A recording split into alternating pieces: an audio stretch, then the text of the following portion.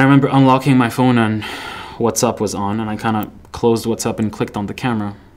And the second I clicked to film, I saw what I guess the whole world saw.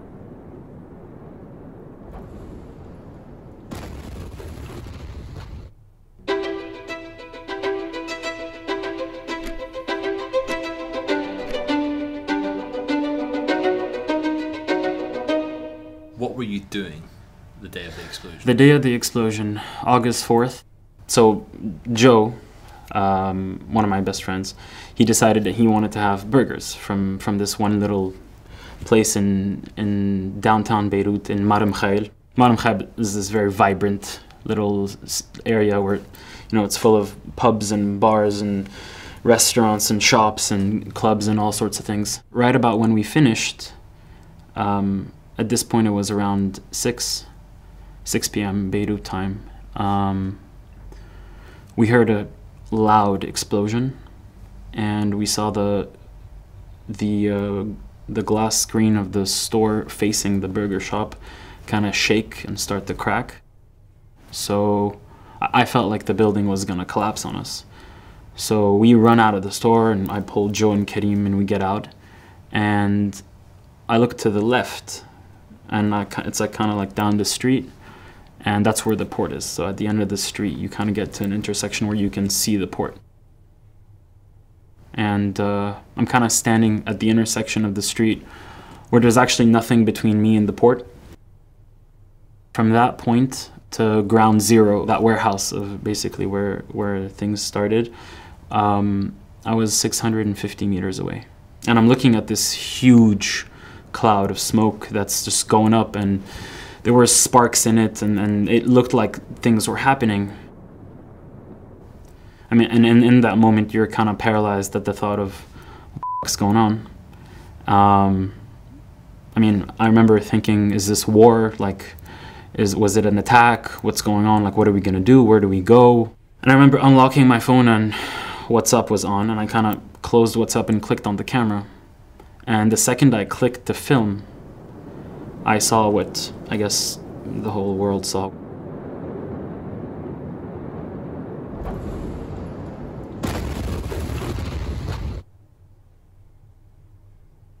What did that impact feel like when it hit you? It's impossible to describe. There's nothing like it. I mean, when you want to describe something, you try to find the closest thing to it. There was nothing like that feeling. I mean, I'm a pretty big guy. It's not easy to be thrown around like a feather. And yeah, I mean, they say like your life flashes before your eyes. All I could remember while I was kind of like flying was that image of the explosion and just the sound, and being in complete shock of like, what the fuck was that? I remember the first thing I felt was dust filling the back of my eyes, because the first thing that gets to you is that pressure cloud. And then I just flew. I flew, and I remember everything being kind of like white and smoke and debris of all sorts flying everywhere. And following that, the moment of liftoff, came the sound, because sound travels slower. And that was the most horrific sound that I had ever heard. It sounded as though something had like murdered the earth, and the earth was roaring back from agony and pain. And then lights out.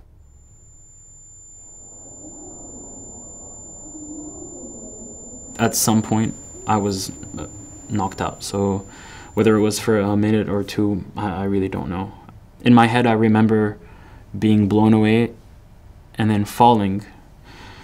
And I mean, I was blown further back. I got up inside a restaurant, which was, I think, a few, like 10, 15 meters behind me. I had cuts all over my body from glass. And I assumed it was either from like while I was in the sky and glass kind of was exploding everywhere, or when I was shot back through the restaurant, just like cuts everywhere. I found that in my left foot there was a huge shard of glass that had kind of gone through the bottom. And usually these things, like, you shouldn't remove them because they kind of become the plug to your body so you don't, you know, bleed out. But my first reaction was, like, I can't even walk. It's bigger than my entire leg. So I just pulled it out and I got up and I went out of the restaurant. And I didn't even check to see if anything was wrong. I mean, I could move my arms and my legs, so I thought I was lucky. I mean, by the time I got up and I walked out, it looked like an apocalypse. It's a very beautiful little area, like all these little restaurants and pubs and bars. Everything was destroyed. There was rubble everywhere. Every single glass window, whether it was shops or cars or houses, whatever, everything had exploded. Like a railing from balconies had fallen, walls had fallen, cars had been destroyed. There were the sounds. I mean, there was a lot of visual sound, yet I couldn't hear anything. And it was quite terrifying, this idea of seeing so much sound and seeing people screaming and people talking to me, and I couldn't hear anything. So then, and I couldn't see my friends as well. I couldn't find Joe and Karim. So I just started screaming, and I was screaming their names, looking for them, but I was also screaming, hoping that I'll hear my voice. Like the things you see, you know, like you see these things in movies and you think you'll be okay when you see them in real life, but it's not the same. There was a girl who was standing, I'd say, less than a meter away from me before the blast. And she was also kind of like looking onto the port. So, I mean, essentially we'd have had the same effect. She lost her entire cheek, so there was nothing here. And you could see like all her teeth and her like cheekbone. There was another woman with her cheek from here was just kind of like, as if it was just cut open. There was a guy laying on the floor. I think he was unconscious and he was just covered in blood. There was a group of, I guess, teenagers that were bleeding from top to bottom. I mean, you can't really tell what the injuries are just because there's blood gushing out everywhere, so you can't really tell like what exactly is happening, but I mean, there was blood everywhere. Thankfully, after a few minutes, I hear like a faint scream, and essentially it was Karim screaming for my name. So I saw him and I ran to him. And then when we finally see Joe, Joe had his t-shirt off and he was holding it against his forehead. And we kind of like ran to him and we're like, what's wrong? And he removes his shirt and there's a huge cavity, like a huge hole in his forehead. So we're trying to look for our stuff. I was trying to find my phone and we couldn't find Joe's phone. We couldn't find any of our stuff. And that's when Karim, who had his phone, as we were looking, just grabbed his phone and took a 6-second video. You can see me in the video and you can see Joe as well.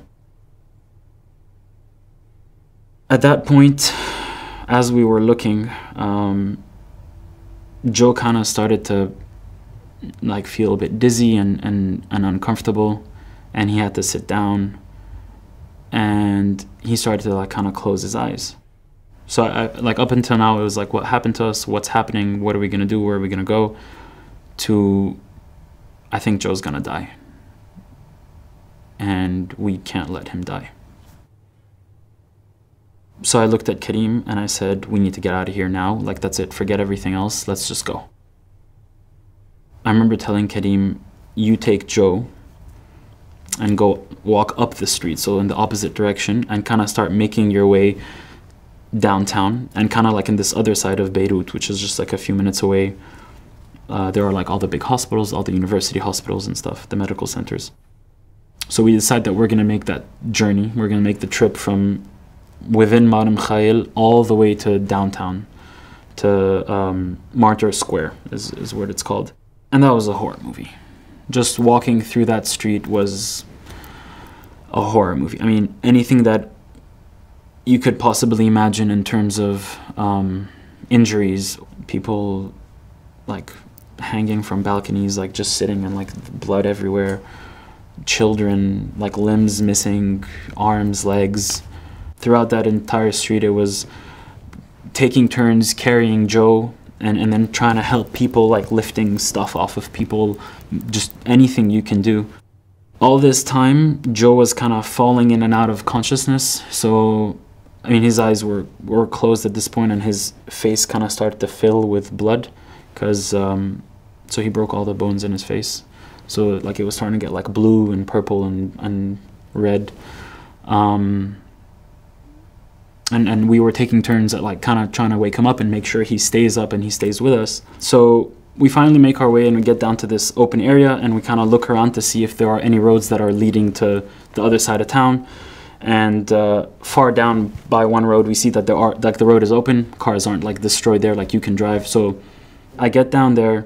It's mayhem, like it's chaos. It's like apocalypse scenes. Like huge tall buildings were destroyed.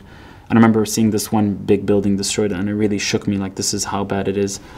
And I was jumping in front of any and all cars trying to get someone to take us. And I mean, people were like losing their minds. No one was kind of like responding. People were just didn't know what to do, and were kind of driving manically everywhere. Until this one guy, I jumped in front of his car, and I mean, I'm pretty sure he must have freaked out. Like I was like covered in blood, and Joe and Karim were coming, and I said, like, dude, like you have to take us to the hospital, please. Like, you have to take us. And he was kind enough to. He was just like, yeah, like get in. And this poor guy, Christian, like I don't know, never met him in my life. He was just a nice guy. We got in the car and he started driving. I think he hit his car like 20, 30 times on our way there. He hit like all kinds of stuff on the way. Luckily, we got to one of the hospitals. And I remember right as we were getting out of the car, I was like, are you fine? Is your family fine? And he was like, I can't find my fiance. And I was like, good luck, man. Like, thanks for dropping us. So we get like one of the doctors. We're like, please, like you need to help us. Like he's not okay. He's like barely responding. He's lost so much blood. He has like a huge hole in his head. So she kind of turns her attention to him, and they put him on a wheelchair and everything. They were operating on people like left and right, on the grounds, on tabletops, and everywhere. And I mean, they were asking help from everyone. Anyone who could help would help. So while that other doctor and Karim were tending to Joe, I kind of was doing anything and everything that the other doctor was telling me to do. And this girl came in, and she kind of had like a patch over her eye, like a gauze or something. And I kind of like seated her somewhere. I'm like, all right, you sit here. And she's like, can you see if my eye's fine? Because I can see with this one, but I can't see anything with this one. And she took off that gauze, and there was no eye. And I was like, well, can you see me with this eye? She's like, I can see you perfectly. I'm like, that's all you need to worry about. Like, you're good. And here I think I kind of switched into this little, like a bit of a more positive kind of outlook, because I mean, people were coming into this room thinking they're either gonna die or someone died, and it was very intense.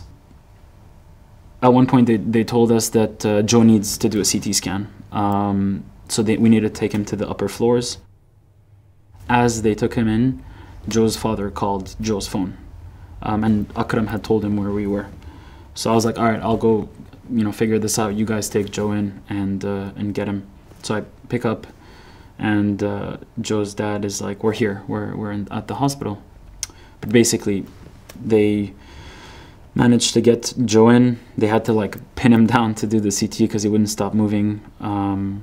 He was fine. They got him out. His dad kind of just threw some gloves on and helped staple his head. And they took him up to like a room, and he was stable. He was okay. Yeah, like just seeing that everyone was fine.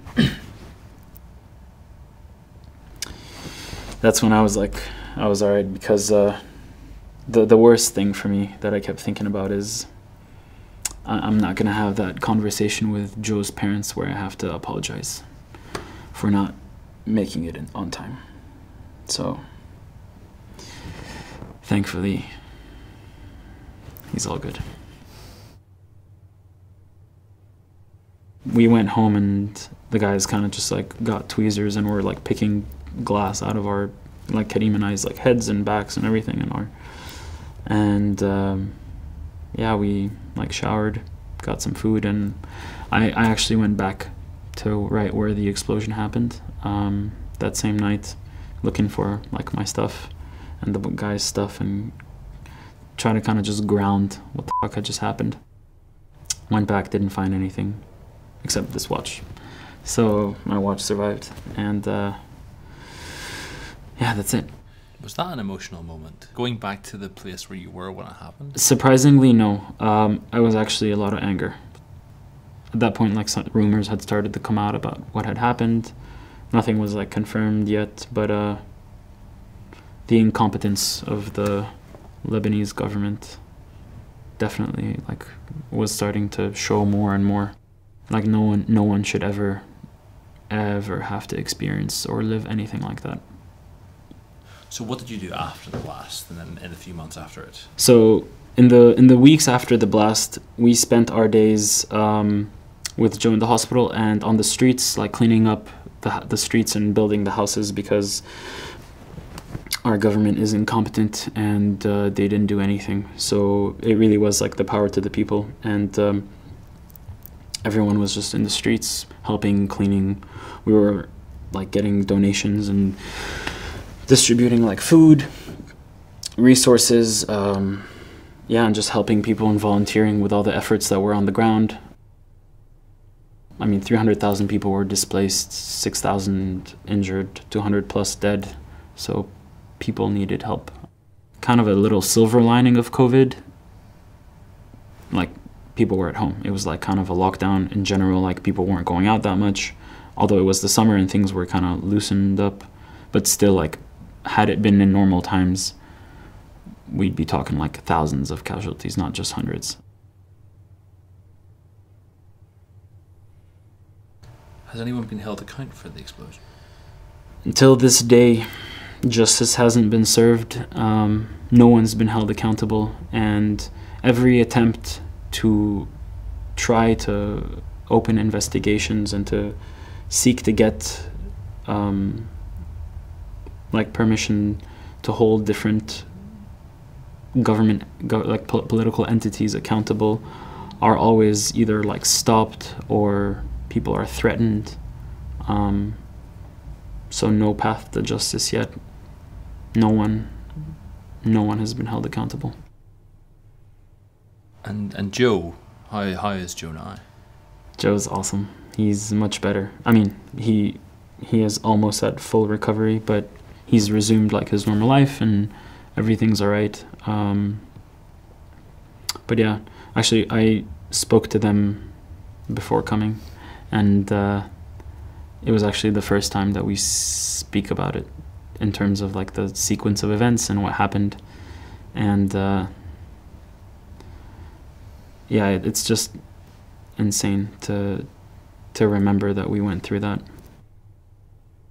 And how are you doing now? There's a lot of guilt, like survivor's guilt, because I mean, that girl, she was standing right next to me and her face got like totally destroyed, and I was right next to her, and I'm fine.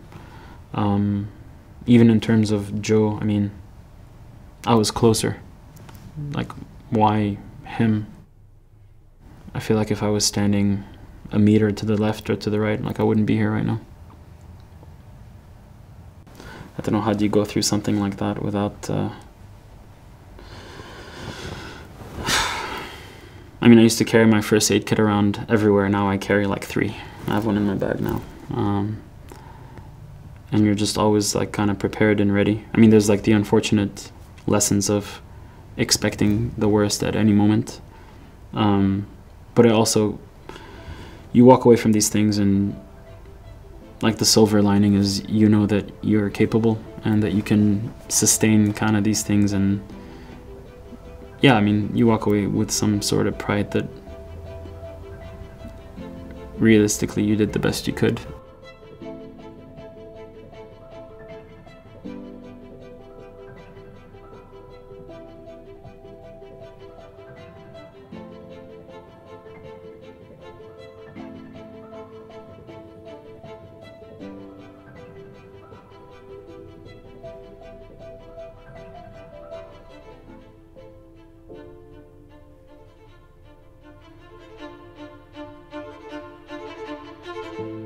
They are all muscle operated, so there are actually no wires or anything attached. You literally just slip your arm in, and as soon as I'm in there, I can move the fingers. So if I flex my muscles, the hand will open, and if I squeeze my muscles, the hand will close.